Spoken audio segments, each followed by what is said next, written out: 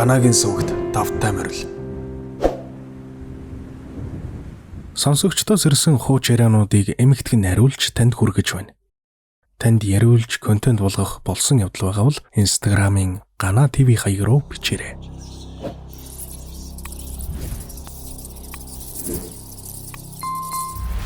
Үгийн нууран дээр болсон явдлыг сонсоод өөртөө тохиолдсон нэг явдлыг хуучлая гэж бодлоо.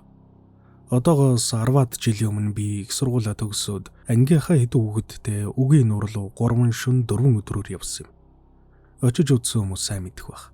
Нуурын ойролцоо сарвжтай, тэрнээс нэг 10-аас 15 минут алхах зайд модон жорлонтой хэсэг байдаг да. Тэнд буудалахаар боллоо.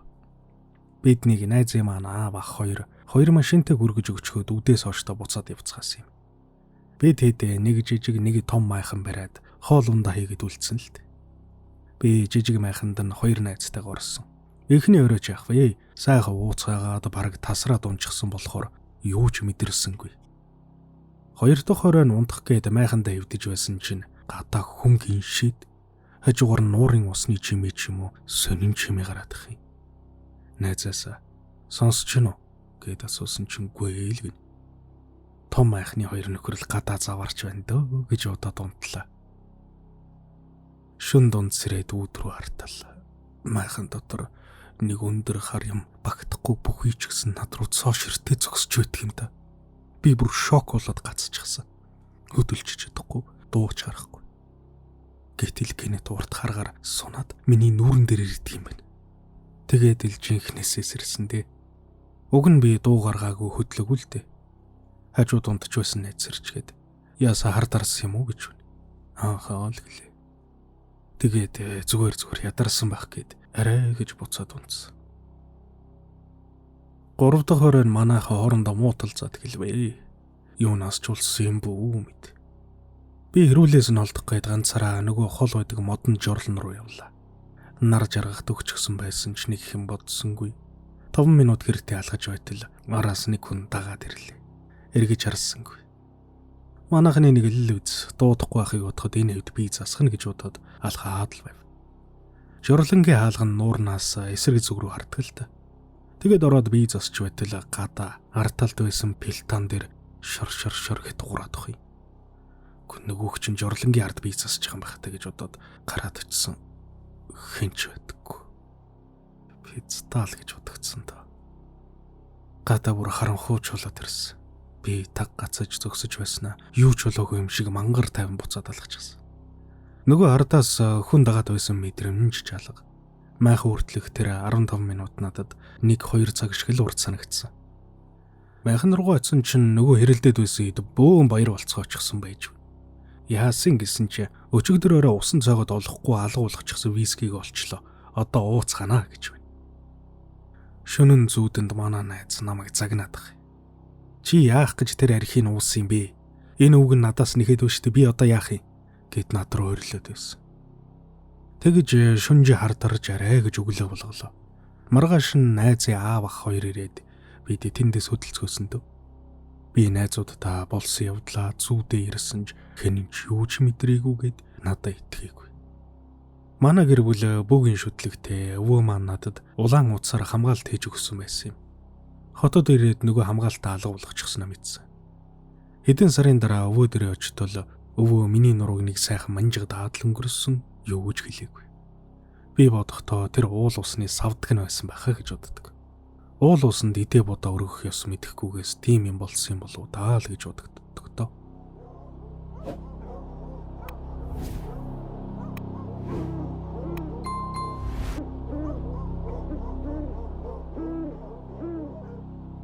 Би хилийн дугаар энгийн заставт алб хаасан юм.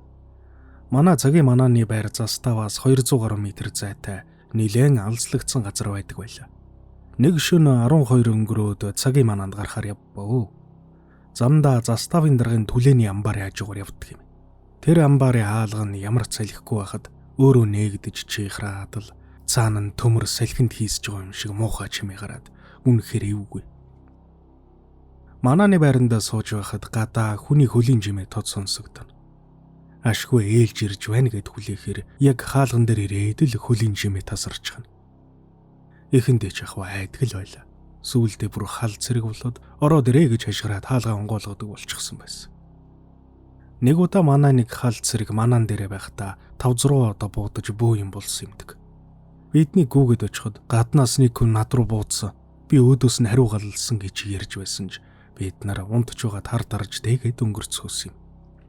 Тэгтэл үүнээс удалгүй би өөрөө манаан дээрээ зүрмэглэж байтал ээлж ирэх шиг боллоо. Йоо ашгүй гэд босох гэтэл нэг юм шууд над руу тайрч хоолоо боож эхэлсэн. Хүн үхэх гэж байхдаа буурууга гараасаар байж яаж игээд буудах гэж үздэг юм бэлээ. Тэр үед л нөгөө хал цэргийн ярьсан зүйл үнэн байсныг ойлгосон доо. Ёстой сүнс өдөр чөтгөр гэдэг нь л тэр байх. Манай заставта дорж гэдэг цэрэг байсан юм. Манер манааны байранд орохоос аймар айдаг. Чимээ сонсогдоод байна гэдэл тэрээстэй. Тэр оны 6 дугаар сарын сүүлээр хил дээр зөрчил гарч заставын бүх цэргүүд хил рүү явж застав эзгүрлээ. Бараг доржоо бит хоёр л үлдсэн дээ. Өдөр 12-д гараад шөнийн 2 цаг хүртэл гадаа манаанд сууж байтал манааны хойхон байдаг гахаан байр гинэт мангар том гэрэл болоод өвөрчихлээ. Нойрмоглоод буруу харж байгаа юм бах та гэд нүдээ харчаад иртэл дараагийн ээлж болох дорж ирээд надтай шууд наалдчихсан. Хамаг би инжижирч байна. Зайлаж яагаад байгаа юм бэ гэд үлгэх гэтэл нөгөөх маань нөгөө гэрийг харчихсан хоолойн сөөгөд юу ч дуурч чадахгүй зөксөж үжвлээ. Бас нэг орой Бямба гэдэг харуулын дарагтай хамт байхад цагаан өнгөтэй аймар уурт юм манааны байр руу мөлхөж байхыг харсан. Бямба дарагтай хэлтэл хурдл манааны байр руу гэд сургалтын бөөгөд гүйлгэв. Гүүгээд очтол нөгөө доржоо манаан дээр унтаж байна. Дарага доржог зөхөд сэрэтэл би буучгсан ээлж ирж намайг битээ алаач гэд үйлээд унсан. Буугийн шалгатал сум та магазинтайгаа бэлэн болгочихсон байсан. Манай заставын трэвд хуучны казакуудын дайны үеийн оковууд их элсийн ухахаар одоо ч сум гарч ирдэг их цус асгарсан газар л та. Тийм болохоор ч тэр үе ялангуяа саргуу харанхуй шөнө янз янзын юм л манааны зэргүүдэд мэдрэгддэг байсан гэж одоо би боддог юм. Илүү олон сонирхолтой хууч яриа болон бусад контентуудыг үзхийг хүсвэл Ганагийн сүгийг subscribe хийж хажууд нь байгаа хонхыг дарж идэвхжүүлснээр бичлэг орох бүрд танд цаг алдалгүй notification-ээр мэдэгдэл очих болно. Баярлалаа.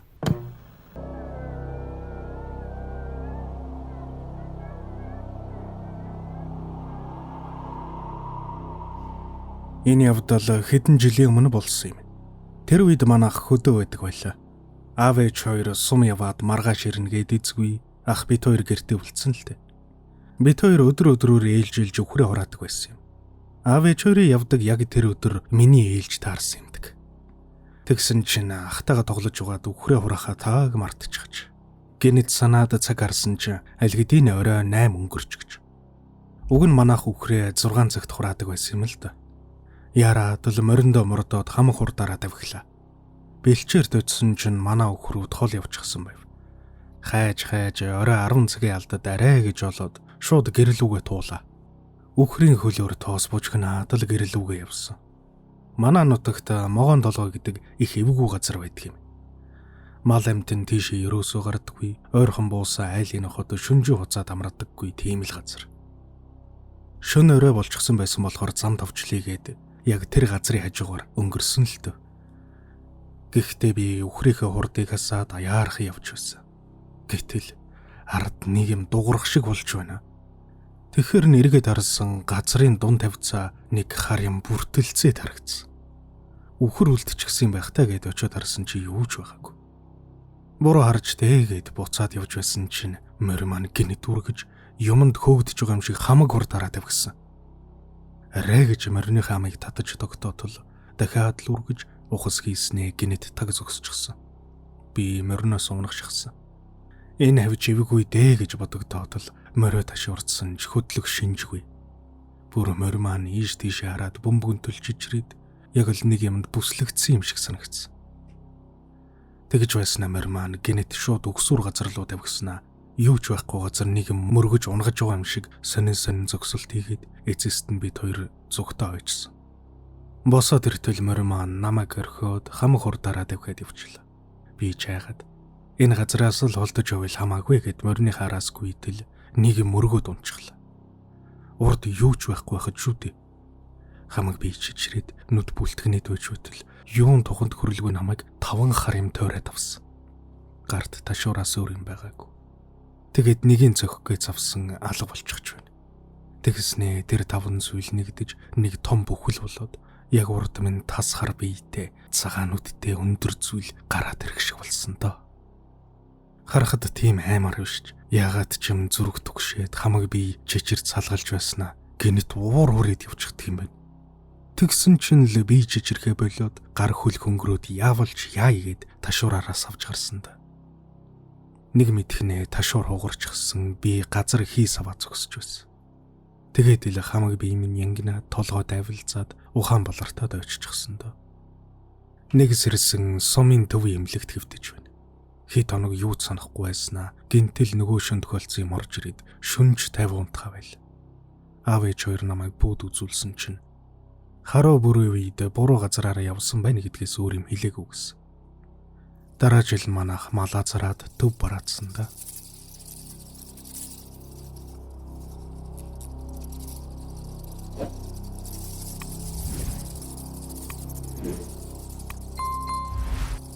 Хэрвээ та өөрт тохиолдсон явдлаа ирүүлэхийг хүсвэл Instagram-ын Гана ТV хаяг руу бичээрэй.